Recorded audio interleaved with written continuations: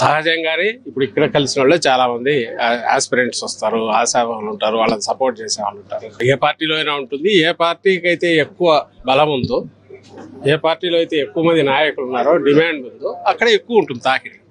అది రాకపోతే ఎత్తిపోయిన పార్టీ అయినట్టు.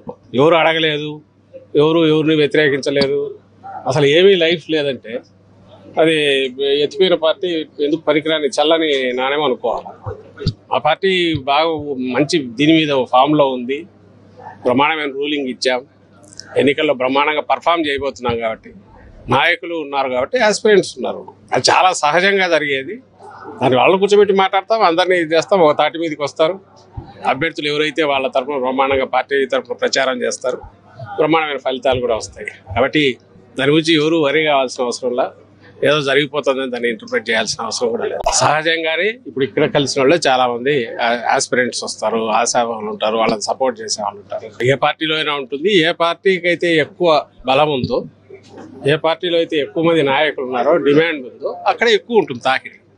అది రాకపోతే ఎత్తిపోయిన పార్టీ అయినట్టు. ఎవరు అడగలేదు, ఎవరిని వ్యతిరేకించలేదు, అసలు ఏమీ లైఫ్ లేదంటే అది ఎత్తిపోయిన పార్టీ ఎందుకు పనికిరాని చల్లని నాణ్యం అనుకోవాలి. ఆ పార్టీ బాగా మంచి దీని మీద ఫామ్లో ఉంది. బ్రహ్మాండమైన రూలింగ్ ఇచ్చాం, ఎన్నికల్లో బ్రహ్మాండంగా పర్ఫామ్ చేయబోతున్నాం కాబట్టి నాయకులు ఉన్నారు, కాబట్టి ఆస్పిరెంట్స్ ఉన్నారు. అది చాలా సహజంగా జరిగేది. దాన్ని వాళ్ళని కూర్చోబెట్టి మాట్లాడతాం, అందరినీ చేస్తాం, ఒక తాటి మీదకి వస్తారు. అభ్యర్థులు ఎవరైతే వాళ్ళ తరఫున బ్రహ్మాండంగా పార్టీ తరఫున ప్రచారం చేస్తారు, బ్రహ్మాండమైన ఫలితాలు కూడా వస్తాయి. కాబట్టి దాని గురించి ఎవరు వరి కావాల్సిన అవసరంలా, ఏదో జరిగిపోతుందని దాన్ని ఇంటర్ప్రిట్ చేయాల్సిన అవసరం కూడా లేదు.